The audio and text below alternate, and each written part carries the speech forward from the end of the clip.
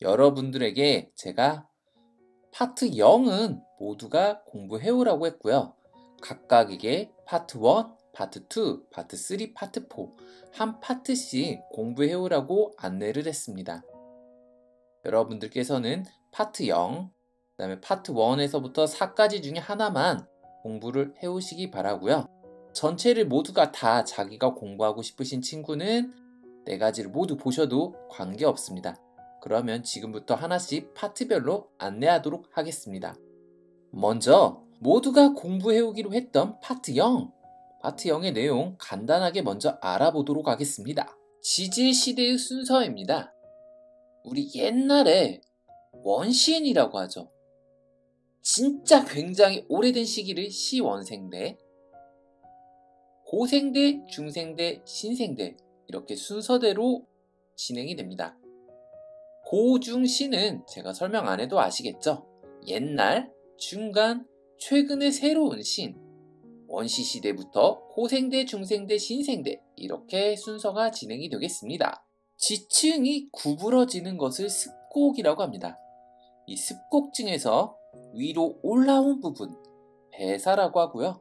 아래로 내려간 부분, 향사라고 합니다. 지표면에서 보았을 때 배사는 향사보다 높은 곳에 있는 것 같이 보일 겁니다. 한반도입니다. A, B, C, D, E, F, G 옆에 무슨 지계, 무슨 분지 이런 식으로 나와 있습니다. 무조건 외우셔야 되고요. 알파벳 기호에 따라서 물어보니까 반드시 아셔야 됩니다. 선생님도 시험에 내도록 할 테니까요. 반드시 외워두시기 바랍니다. 파트 1. 암석의 종류, 시원생대 알아보도록 하겠습니다. 일단 첫 번째, 암석은 크게 화산활동으로 만들어진 화성암, 화산이 만들 성자 해서 화산이 만들었다 화성암. 두 번째로 변성암, 화성암이나 퇴적암이 변한 걸 의미합니다. 변해서 변성암, 퇴적암, 무언가가 쌓였다 퇴적암입니다. 암석은 크게 화성암, 변성암, 퇴적암 이렇게 나누어집니다. 다시 설명드리면 화성암은 화산활동이 만든 돌이라고 했습니다. 현무암은 도라르방 새카만 돌, 화산이 폭발해서 밖으로 튀어나온 돌입니다. 화강암은 지하 깊은 곳에서 만들어진 돌인데요. 흔히 우리가 사용하는 대리석, 컬링 돌 이런 것들을 화강암이라고 합니다. 용암, 마그마가 화산이 폭발해서 밖으로 튀어나오면 현무암, 튀어나오지 못하고 그대로 마그마가 쭉 올라오다가 그대로 굳어버렸으면 화강암. 왼쪽은 북한산, 오른쪽은 설악산 이런 것들은 전부 다 화강암입니다. 북한산, 설악산, 월출산 모두 석산입니다. 돌산인데요. 이런 것들이 어떻게 형성이 되는지 다시 한번 설명을 드리면 중생대 대보조산운동, 불국사 변동 이런 것들을 통해서 화강암이 관입합니다. 화강암이 관입하면서 흔들리면서 금이 생기거나 전리가 생기거나 틈이 생기거나 이렇습니다. 전리나 틈이 많은 곳을 따라서 풍화가 많이 진행이 되고요. 전리가 적은 곳을 따라서는 풍화가 제한적으로 진행이 됩니다. 풍화를 많이 받은 곳이 잘 제거가 되어서 풍화를 덜 받은 주변부가 더 높게 남아있는 형태가 되는데요. 이것이 나중에 또 융기까지 진행이 되면 굉장히 높은 산이 됩니다. 이것을 돌산이라고 보시면 되겠습니다. 중생대 친구들에게 배우시겠지만 중생대 대보조산운동, 불국사 변동이 일어납니다. 대보화강암으로 북한산, 도봉산, 관악산, 설악산, 불국사 화강암으로 경상분지, 월출산, 월악산, 속리산 좀 더 디테일하게 설명해 보았습니다. 화성암, 화강암, 현무암이 있었고요. 현무암을 우리 대보화강암, 불국사 화강암으로 나누어서 배웠고 화강암으로 이루어진 돌산도 살짝 알아보았습니다. 이번에는 변성암입니다. 우리나라의 변성암은 대부분 편마암, 시원생대에 형성이 되었고요. 우리나라에서는 대부분을 차지하고 있습니다. 마지막으로 퇴저감은 무언가가 쌓인 겁니다. 진흙이 쌓였으면 셰일, 모래가 쌓였으면 사암, 자갈이 쌓였으면 여감, 조개 껍질이나 산호초 죽은 시체 같은 것들이 쌓였으면 석회암, 이렇게 나눌 수가 있습니다. 우리나라에서 반드시 알아야 되는 퇴저감이 있는 지층, 고생대에 조선누춘군이라고 하는 지층에 석회암이 있습니다. 평안누춘군이라고 하는 지층에 무연탄이 있습니다. 중생대 경상누춘군, 이곳에서 공룡 발자국이 발견되고 있고요. 신생대 3기의 제3계는 지층의 이름입니다. 이 지층에서 갈탄이 분포하고 있습니다. 다시 중요한 내용만 추리면요. 고생대 초기의 조선누춘군은 석회석이 분포한다. 고생대 평안누춘군에 무연탄이 존재한다. 중생대 경상분지가 있었던 경상누춘군에 공룡 발자국이 발견된다. 신생대 3기의 제3계 지층에서 갈탄이 분포한다. 퇴저감 관련해서 이 4가지 내용은 시험에 아주 잘 나오니까 반드시 아셔야 됩니다. 그림은 석회암입니다. 석회암 시멘트의 원료고요. 조개 껍데기입니다. 이거 여기에다 염산 부으면 부글부글 끓어서 녹습니다. 분필도 석회암이죠. 무연탄입니다. 연탄이라고 생각하시면 되겠고요. 고생대 말 평안누춘군에 주로 분포하고 있습니다. 중생대에 경상도 전체가 원래 호수 형태였습니다. 경상분지가 예전에 호수였는데 지층이 이런 식으로 수평 퇴적 지층으로 쌓입니다. 공룡 발자국이 이곳에서 발견되고 있습니다. 지금 배우는 내용이 파트 1 친구들에게 있어서 제일 중요한 부분입니다. 시원생대에는 우리 앞에서 배사와 향사 배웠죠. 시원생대에는요, A와 C와 E, 평북개마지개, 경기지개, 영남지개. 지개는 금괴라고 하잖아요, 보통. 여기서 괴자는 덩어리입니다. 덩어리, 땅덩어리. 시원생대에 평북개마지개, 경기지개, 영남지개. 이 부분은 습곡의 배사였던 부분입니다. 그래서 지표 위로 드러났었고요. B와 D는 향사여서 드러나 있지가 않은 상태입니다. 그래서 시원생대에는 A, C, E가 주로 존재했고요. 이곳은 굉장히 오래되었기 때문에 변성암, 굉장히 오래전부터 형성이 되었기 때문에 어떻겠습니까? 변성작용을 받았겠죠. 이곳에 주로 분포하는 자원은 철광석, 금, 은이 해당이 됩니다. 파트 1 친구들 고생 많이 하셨습니다. 마지막에 배웠었던 지금 현재 나오는 이 AC에 해당하는 이 내용 반드시 알아두시고요. 앞에서 배웠던 화성암, 퇴저감, 변성암, 그 중에서 특히 퇴저감은 반드시 알아두시고요. 파트 2 고생대 알아보겠습니다. 한반도의 형성 과정에서 제일 중요한 부분이 이 고생대에 해당이 됩니다. 잘 들으시고 친구들에게 잘 설명해 주셨으면 좋겠습니다. 그럼 지금부터 한 번씩 알아보죠. 고생대 초기엔 한반도가 살짝 아래로 내려앉게 됩니다. 비행기가 올라갈 때 융 하고 올라가죠. 지층이 위로 올라가는 걸 융기라고 하고요. 비행기가 내려갈 때 어떻게 내려가냐면 침 하고 내려가죠. 지층이 아래 바다 쪽으로 살짝 가라앉는 걸 침강이라고 합니다. 고생대 초기에 한반도가 살짝 침강했고요. 그렇게 되다 보면은 배사와 향사 중에서 이 향사였던 부분에는 바닷물이 들어오게 되어서 조개 껍데기, 산호 시체 이런 것들이 쌓입니다. 이것을 가리켜서 조선누춘군이라고 합니다. 조선누춘군은 조개 껍질이잖아요. 조개 껍질은 석회암입니다. 바다에서 형성이 되었다 해서 해성층이라고 부릅니다. 조선누춘군이 쌓이고 나서요. 조선누춘군이 쌓이고 나서 살짝 용기가 일어나서 평남지향사, 옥천지향사 이 BD 부분은 육지 상태로 살짝 유지가 됩니다. 고생대 초기에 한반도가 살짝 침강이 되어서 평남지향사, 옥천지향사 부분이 바다같이 됐다라고 했죠. 그래서 조개 껍데기 같은 것들이 쌓여서 조선누춘군이 형성이 되었었고, 그 이후 고생대 중기에는요, 평남지향사, 옥천지향사가 있던 B와 D 이 부분이 융기가 살짝 일어났기 때문에 육지로 오랫동안 유지가 됩니다. 육지인 상태를 유지가 되면은 원래 지층이 잘 쌓이지가 않습니다. 그래서 지층이 비어있다 해서 대결층이라고 합니다. 실제로도 특별한 퇴적 물질이 발견이 되지 않습니다. 고생대 중기에 육지 상태로 오랫동안 유지되다가 고생대 후기가 되면 다시 살짝 침강이 됩니다.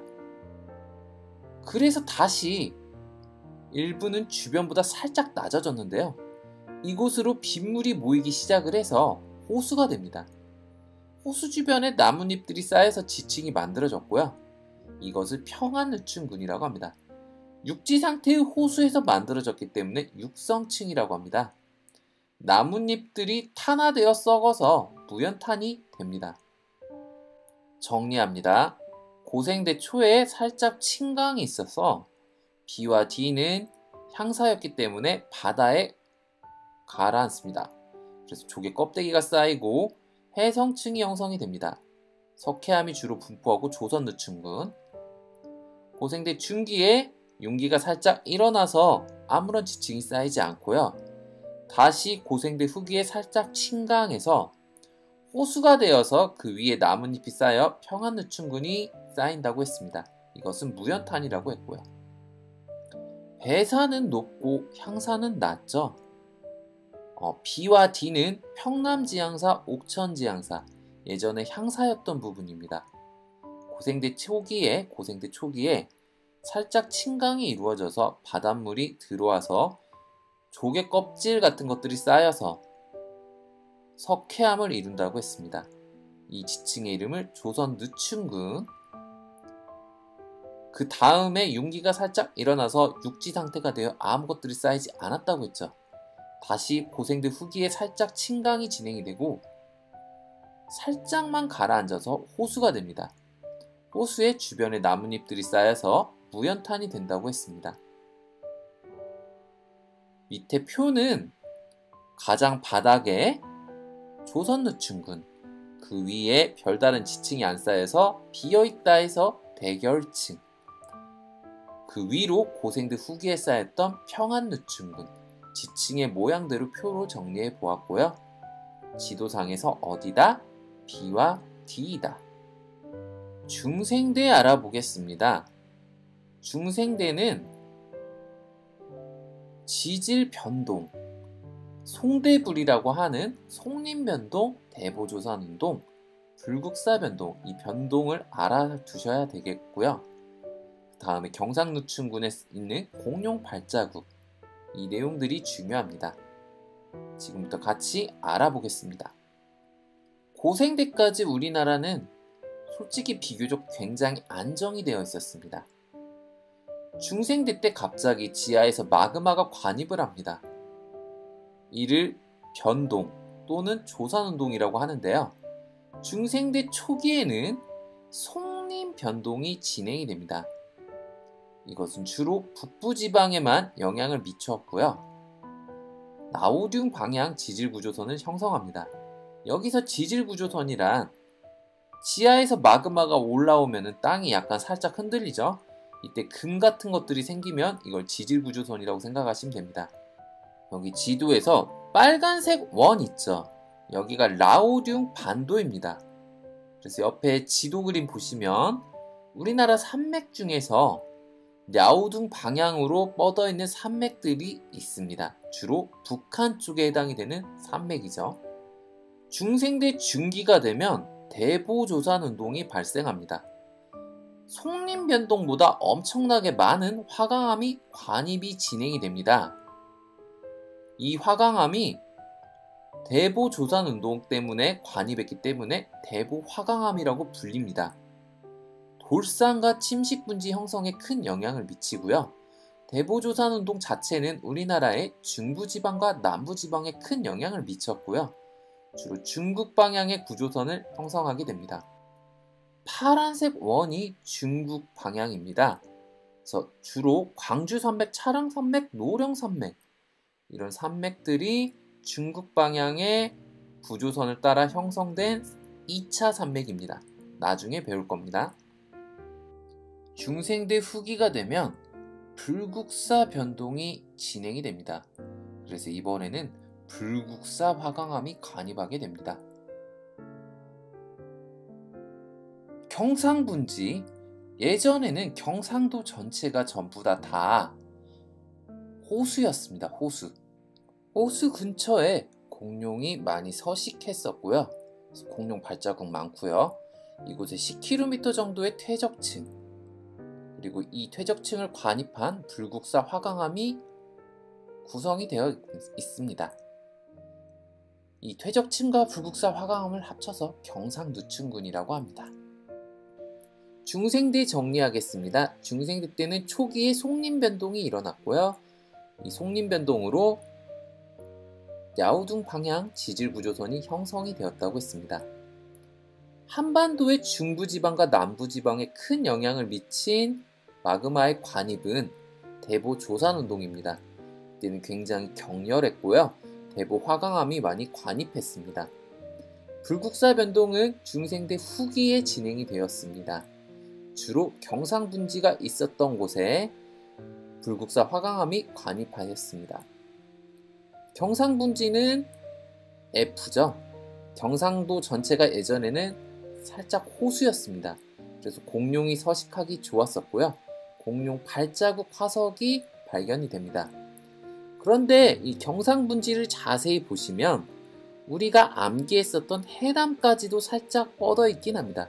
그래서 실제로 해남에서도 공룡 발자국이 발견되기도 하기는 합니다.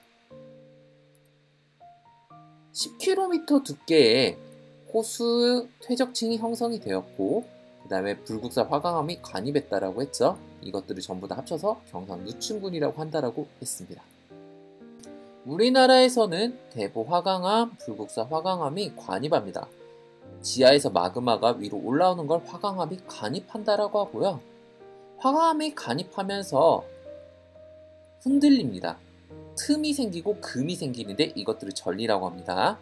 이런 부분을 따라서 풍화와 침식이 진행이 되어서요. 틈이 많은 부분은 많이 제거가 됩니다. 그리고 이 전리가 많지 않았던 부분은 남아서 화강암 돔을 이루죠.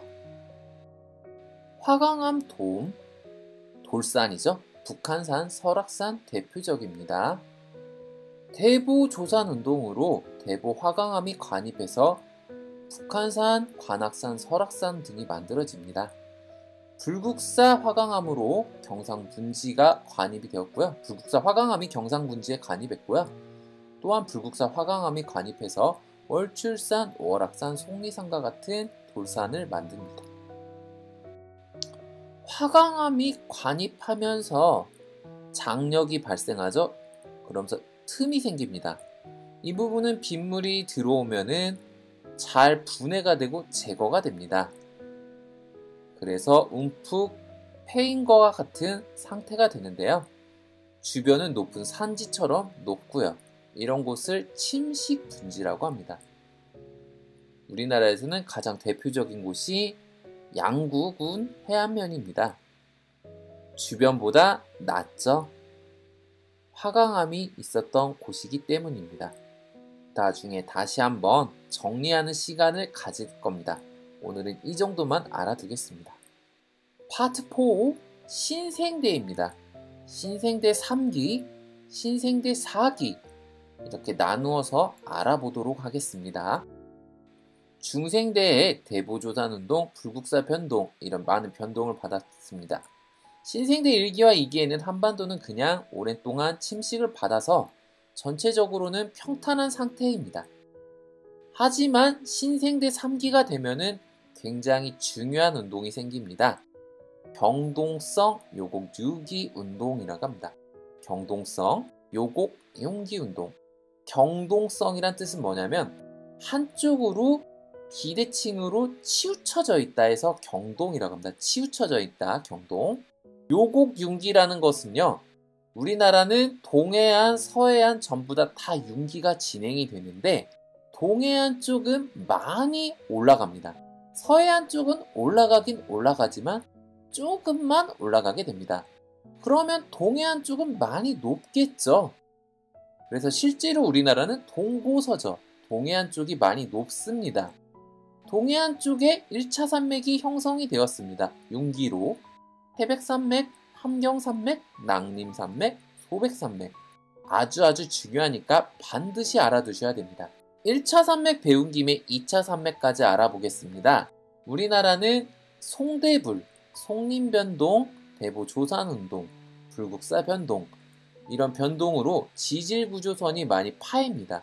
땅바닥이 많이 갈라졌다라는 건데요. 이 갈라진 곳은 나중에 비가 오고 그러면 물이 스며들어서 강이 될 것이고요. 더 많이 파일 겁니다. 골짜기가 되죠. 그러면 상대적으로 골짜기가 아닌 주변부는 높은 산처럼 인식이 됩니다. 이것을 2차 산맥이라고 합니다. 즉 1차 산맥은 경동성 요곡 윤기운동으로 윤기로 진행이 되었고요. 2차 산맥은 차별 침식으로 침식이 많은 곳이 침식이 아닌 곳에 비해서 많이 파였기 때문에 침식이 잘 안 된 곳은 높은 산지처럼 인식이 된다는 거죠. 이곳을 2차 산맥이라고 부르고요. 1차 산맥, 경동성 요곡 윤기운동으로 만들어졌다라고 했습니다. 대부분 윤기량이 많기 때문에 높습니다. 또한 산맥이 연속적으로 붙어 있습니다. 이것이 큰 특징입니다. 태백산맥, 함경산맥, 낭림산맥, 소백산맥 위치까지 각각 기억해 두셔야 됩니다. 2차 산맥, 송림변동을 따라서 랴오둥 방향 구조선, 대보조산운동을 따라서 중국 방향 구조선, 이곳이 지질구조선이 많이 파였다라고 했습니다. 그래서 지질구조선을 따라서 하천의 침식이 진행이 되고요. 골짜기가 생깁니다. 그러면 주변에 상대적으로 남아있는 부분은 높은 산처럼 인식이 될 것입니다. 이를 2차 산맥이라고 보시면 되겠습니다. 이 곰발바닥 같은 거는 제 손입니다. 1차 산맥과 2차 산맥을 설명하기 위해서 만든 거고요. 한번 설명드리겠습니다. 맨 처음에 1차 산맥은 어디냐면 이 부분입니다. 경동성 요곡 윤기운동으로 동쪽은 윤기량이 많다고 했죠. 이 부분이 1차 산맥입니다. 고도가 높고 연속성은 강합니다. 이 부분이 2차 산맥입니다. 손가락과 손가락 사이의 틈은 지질구조선입니다. 이 지질구조선은 골짜기가 많이 파였고 파란색 이 부분은 주변의 골짜기보다 높게 인식이 되어서 산맥처럼 보인다는 것이죠. 이것이 2차 산맥입니다. 신생대 4기에는요. 빙기와 간빙기가 여러 번 반복됩니다. 빙기는 빙하, 지금보다 기온이 약 6도 정도 낮았을 때를 빙기라고 합니다. 그리고 간빙기는 간자는 사이 간자입니다. 빙기와 빙기 사이의 시간을 간빙기라고 하고요. 가장 마지막 빙기, 최후빙기고요. 이 최후빙기 이후의 지금 시기를 후빙기라고 합니다. 후빙기. 빙기의 특징을 설명하기에 앞서 잠깐 영상 하나 준비해 봤습니다. 한번 참고하시고 이어서 설명하겠습니다.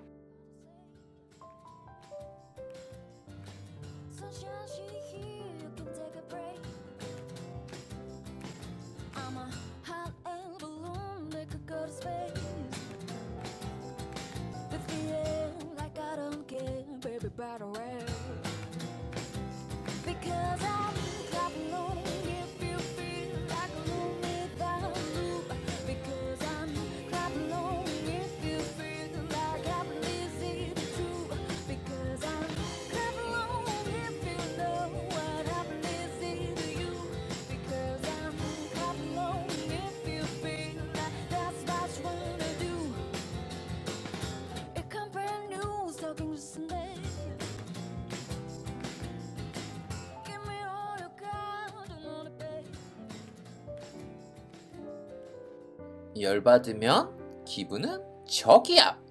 저기압이면 비가 온다. 이걸 배웠는데요. 빙기를 생각해 보시기 바랍니다. 빙기는 반대입니다. 열을 받지 않아 저기압이 아니고요. 비가 안 옵니다.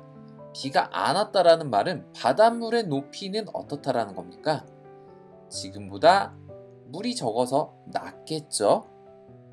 바다가 낮다면 황해안은 굉장히 수심이 낮아요, 사실. 그럼 이곳은 빙기 때는 해수면이 낮았기 때문에 중국과 한국 사이의 황해안이 육지였다라는 겁니다. 신생대 4기 이후의 온도입니다. 온도인데요. 빙하기가 총 몇 번이 있었다? 4번이 있었다. 4번이 있었는데요. 가장 마지막 빙하기가 최후 빙기라고 하는 겁니다. 그리고 빙하기와 빙하기 사이에 온도가 높은 곳들이 있죠. 이곳을 간빙기라고 하고요. 지금의 간빙기는 이제 후빙기라고 부른다라는 겁니다. 중국과 한국 사이의 황해바다. 지금은 바다지만 예전에 빙기 때는 육지였다라는 겁니다. 해수면이 낮았기 때문에. 빙기의 특징 알아보겠습니다. 빙기에는 기계적 풍화작용, 물리적 풍화작용이 많이 일어납니다. 기계적 풍화작용은 화학적 풍화의 반대말입니다. 성질은 변하지 않고 제자리에서 깎이는 걸 기계적 풍화작용이라고 합니다. 성질이 변하지 않고 깎이는 겁니다. 예를 들어 설명하겠습니다. 냉장고에 혹시 물을 채워서 페트병 얼려보신 적 있으십니까? 많이 얼리면 페트병이 뻥 하고 터져버립니다. 왜냐하면 얼음이 되면은 부피가 커지기 때문이죠. 물이 되면은 다시 줄어들고요. 암석과 암석 사이의 틈에 물방울이 있다라고 합시다. 빙기 때는 지금보다 살짝 추웠기 때문에 우리나라가 낮에는 그 사이에 물방울이 끼지만 밤에는 0도 밑으로 떨어지는 경우가 많아 얼음이 되는 경우가 많습니다. 얼고독고가 암석의 틈에서 진행이 되어서 그 부분에 구멍이 생기고 이런 것들을 기계적 풍화작용이라고 보시면 되겠습니다.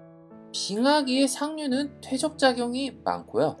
빙하기의 하류에는 침식작용이 많습니다. 이유를 설명하겠습니다. 빙하기 때는 지금보다 기온이 낮아서 한랭합니다.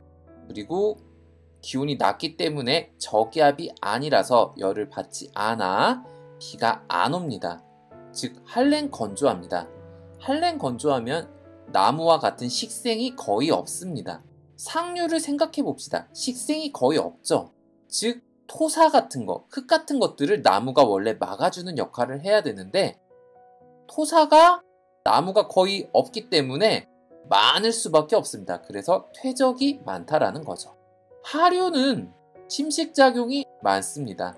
이유를 설명하겠습니다. 강은 원래 바다로 흘러갑니다. 즉 바다의 높이를 해수면이라고 하는데요. 강은 원래 바다로 흘러가면서 바다 높이인 해수면까지는 밑으로 하방 침식, 강 바닥을 원래 깎습니다. 하지만 빙기를 생각해 봅시다. 빙기의 하류 때는요, 옛날보다 비가 안 오기 때문에 바다가 있었던 곳도 육지가 되었습니다. 즉 쉽게 말하면 빙기의 하류 때는 원래 바다여야 됐던 곳이 지금은 바닷물 높이 자체가 거의 낮아져서 육지가 되어서 강이 흐르는 상태가 된 겁니다. 즉 강은 밑바닥을 계속해서 깎겠죠. 즉 침식이 하류에서 진행이 된다는 겁니다. 신생대 3기에는요, 두만지계, 길주병, 천지계 이곳은 제3계 지층이 분포하고요. 주로 갈탄이 이곳에서 나옵니다.